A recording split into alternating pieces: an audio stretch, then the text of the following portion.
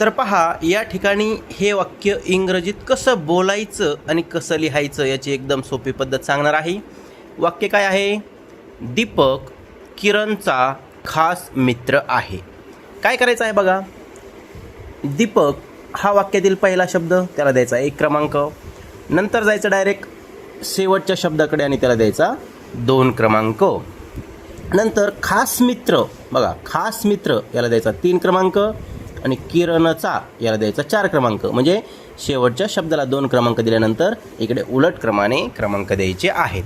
चला बनवूया वाक्य. आता दीपकला दीपक लिहून घ्यायचं, DIPAK दीपक. आता 2 क्रमांक आपण आहेला दिला आहे म्हणून 2 क्रमांकाचा शब्द इथे लिहायचा आहे इंग्रजीमध्ये. आहेसाठी असतं इज बघा, दीपक इज.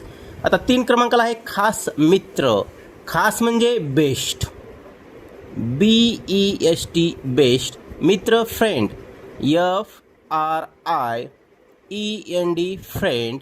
आणि किरणचा म्हणजे ऑफ किरण बघा.